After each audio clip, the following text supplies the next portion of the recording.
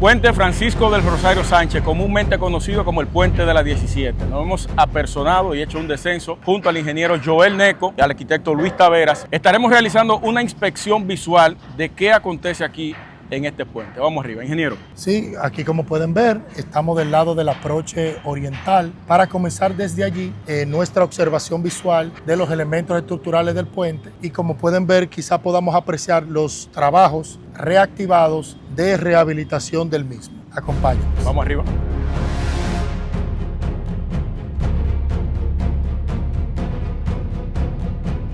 Bueno, ya estamos aquí en la parte del aproche oriental del puente Francisco de Rosario Sánchez y qué bueno que estamos aquí, que justamente está la unidad de obras públicas, incluso el viceministro de infraestructura vial con el cual conversamos fuera del aire, el ingeniero Elías Santana. También como pudieron ver que ya lo tomaron, ahí podemos ver algunas vigas para hacer reemplazos. Lógicamente tú vas a ver elementos que a simple vista requieren algún tratamiento. Pero, como habíamos explicado quizás fuera del aire y para todos los que entiendan, en el momento que tú vas a hacer o realizar algún tipo de intervención en algún nodo o quitar algún elemento, tú no puedes, vamos a decir, que intervenirlos todos a la vez. Eso lleva un patrón de cual tú puedes desarmar, si es una contradiagonal, si es una riosta horizontal, una riosta vertical, o si es una viga transversal, que lógicamente esa no va a ser la que se reemplace antes de poder hacer reforzamiento para mantener una estabilidad. Hay muchas personas que se preguntan que si aún con el deterioro que en algunos puntos han mostrado, si la infraestructura como un todo es intransitable. Y aquí queremos por lo menos aclarar que este puente es lo que nosotros le llamamos un puente troz, un puente de cercha baja, que tiene la plataforma superior y las cerchas tienen una característica que es una forma estructural que tiene una redundancia, es decir, todos los elementos están trabajando de manera axial. Las fuerzas van en el mismo eje del elemento, ya sea que lo traccione o ya sea que lo trate de comprimir. Y lo que va haciendo estos elementos es que los puntos donde va a flexionar el otro, transmite la carga a otro punto y ese a otro punto es otro punto y con ese todo, esas cargas se van redistribuyendo entre todas las cerchas. Si hay algún elemento que por alguna razón se soltase o si sufriera un gran deterioro, la carga se va redistribuyendo. Y por eso el puente, a pesar de lo que pudiera verse en los aproches, que es donde han grabado cada vez más videos, que hay elementos más sueltos, cuando tú ves la parte más central o céntrica del, vamos a decir, del vano, del paño total, tú no ves ese mismo nivel de corrosión, por lo que en esa parte la estructura no puede ser considerada de lleno y decir es totalmente insegura. A nivel estructural, uno le llama seguro cuando tú te mantienes sobre los factores de seguridad, que en puentes siempre son de 3 veces a 4 veces la carga de diseño. Lógicamente, el tránsito de diseño, aunque se hace proyectado, de aquel entonces no es el mismo que ahora. Incluso los vehículos pudieran ser más pesados todos. Imagínense que cambiamos a eléctricos, que son hasta más pesados por la batería. Hay que hacer un reanálisis de todo el elemento y para eso conlleva unos estudios más profundos para poder determinar qué vamos a hacer para reforzar o hacer más seguro este sistema. Están haciendo el primer proceso, que era la etapa de limpieza de escoria. Puede ver aquí, ven aquí. Mira. Porque antes de aplicarle cualquier tipo de tratamiento o de medición del espesor real que le queda, porque por ejemplo de este lado tú no ves la corrosión, pero sí del lado interno, como pueden ver aquí, tú puedes notar corrosiones importantes. Entonces aquí, por ejemplo, que se ve más fino, ese es un elemento que ese es el espesor que le queda. Entonces, luego de la limpieza de la escoria, entonces vienen unas mediciones que se hacen con unos aparatos, unos espectrómetros que te permiten medir el espesor original. Por ejemplo, aquí yo puedo sentir que está bien, pero aquí también tienes elementos donde no está de esa manera. Y luego puede arrojar el análisis que tenga que cambiar todo el elemento, que es muy probable por las condiciones que está que se puede ver, aquí lo puede ver entero, que haya que reemplazarlo en algún momento. Pero antes de reemplazarlo, hay que garantizar la estabilidad de la estructura, como esta que es una riostra horizontal, esta que está aquí, esta es una riostra horizontal aquí, pero de manera longitudinal del puente. Como pueden ver, el nivel de deterioro que pudiera tener o que tienen algunos elementos, luego de un estudio, porque para eso, y como lo dijimos en el puente Duarte y para cualquier otro puente, ya se prepara lo que se llaman modelos matemáticos o gemelos matemáticos, donde tú tomas toda la medida y las condiciones lo modela y te lo lleva a la computadora. Serán gemelos digitales. Exactamente, es un gemelo digital. Le llamamos matemático porque tiene todas clases de medidas. Correctamente, sí. Estos gemelos digitales, como tú lo dices, se llevan a cálculo, hay que correrlos otra vez con el nuevo tren de carga, ya más actualizado, con los nuevos códigos sísmicos, con nuevos códigos que se actualizan. Justamente nosotros usamos el de la AASHTO, por ejemplo, que tiene unos manuales de puente, tanto de mantenimiento como de reforzamiento y metodologías. Y esto te lleva a ¿qué? A que tú puedas medir los elementos, por ejemplo, que es un permaflex cortante, por ejemplo, ya ahí está deteriorado, no está haciendo la misma función. Esta viga de arriostra horizontal, lógicamente hay que reemplazarla por la condición en que se ve. La ventaja de la arriostra es que si no hay un movimiento lateral, se puede reemplazar primero de esa arriostra horizontal que tenemos ahí. Los elementos estructurales que están en el camión son precisamente para... Sí, si tú te fijas, tiene el mismo tamaño. Sí. Quizá pudieron buscar algún espesor mayor o igual. No puede ser menor, lógicamente, para poder hacer ese reemplazo. Hay que medir las placas, porque estas placas conectoras también tienen que igualmente pasar, vamos a decir, el análisis que se hizo originalmente más la proyección que se hace para poder reemplazarlo. Entonces, fíjate que si esta necesitara un trabajo, primero hay que trabajar una, para luego trabajar la otra y trabajar las placas.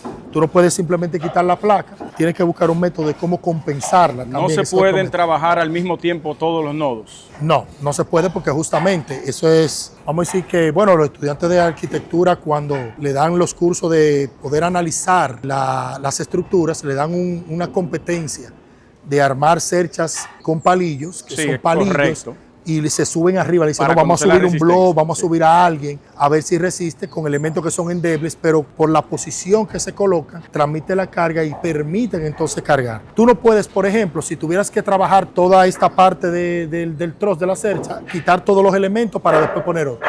Tiene que ser todo paulatino. Tú retiras uno, luego retiras el otro y así vas manteniendo la estabilidad de la estructura en completo. Aquí nos estamos acercando justamente, como le explicábamos anteriormente, él está marcando lógicamente a la altura donde debería estar la parte del reemplazo de esta placa de conexión, para tener en cuenta qué tiene él que poner antes después de realizar quizá el reemplazo total. Él marca la parte deteriorada para que cuando se cambie esta arriostra horizontal pueda entonces empalmar, se refuerza para luego entonces ver cómo se puede ir reforzando si necesita cambiarse otro elemento, no quede suelto en esta parte que está aquí. Aquí lo pueden ver y ya tú lo ves que es por la condición que tiene la placa.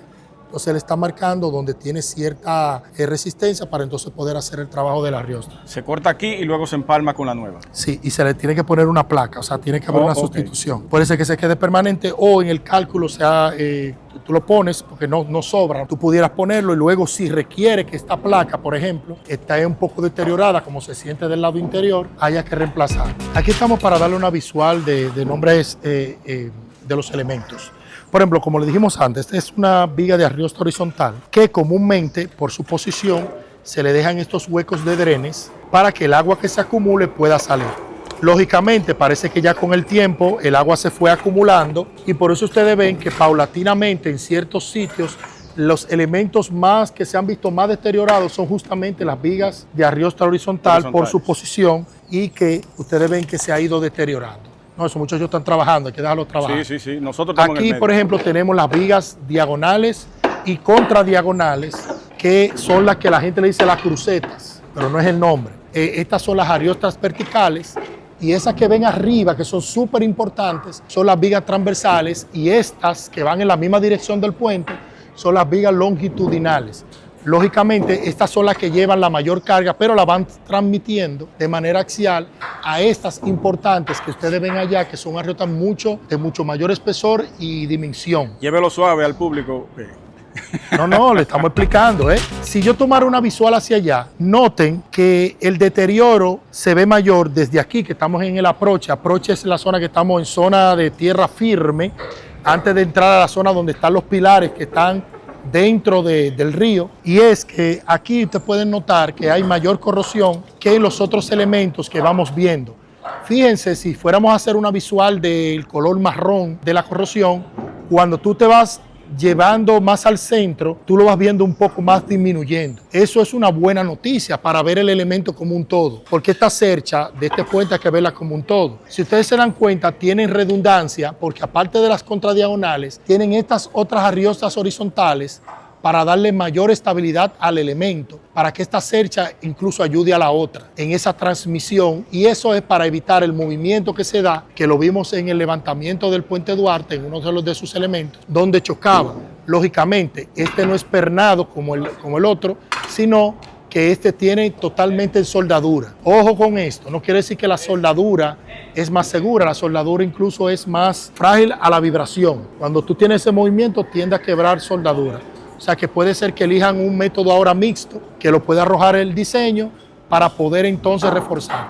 Como hablábamos de los drenes, pueden ver ese horizontal, miren cómo se ven los drenes, aparentemente en buena condición arriba, pero puede ser que como acumule agua, tú tengas la corrosión del lado superior. Es muy probable que en la solución final, todos estos elementos cuya alma esté de forma horizontal, vaya a recibir un tratamiento extra anticorrosivo, para evitar que si por alguna razón acumularan agua, no tengan esta misma corrosión que estamos viendo aquí en este tipo de elementos. Esa parte, cuando se nota infiltración, significa que la junta que está arriba está dejando pasar el agua. Y eso es una de las cosas que se trata de evitar.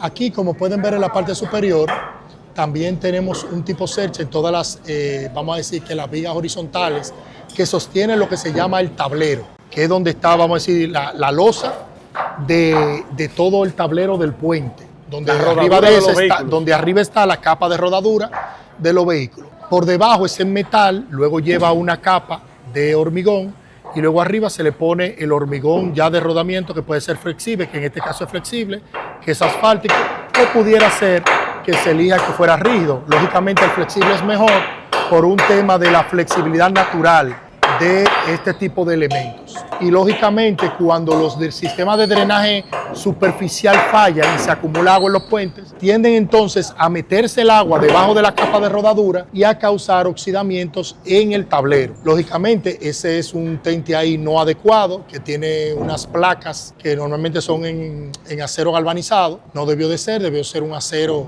de cierto grado muchísimo mayor para poder hacerlo, pero lo hicieron quizá para poder vaciarlo. Hacerle un vaciado no fue lo correcto, pero quizá por una rapidez alguien tomó esa medida. Ahí vimos un vehículo pasar por arriba.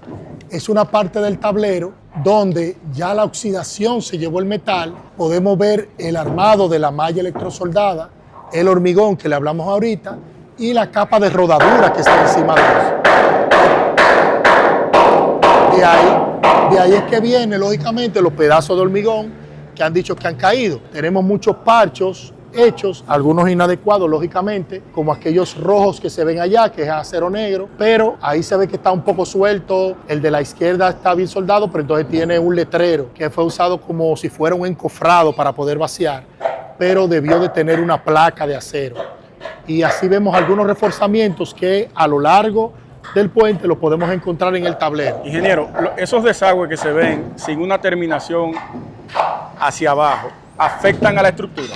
Lógicamente, estos drenajes sueltos que tienen que ser dirigidos hacia allá el punto final, es decir, que en este caso pudieran estar dirigidos hacia el río o hacia un registro para la basura, poder coger los sedimentos antes de depositarlos en el río, pudieron también afectar que esa agua cayera y se reposara encima de las vigas horizontales de ese tramo.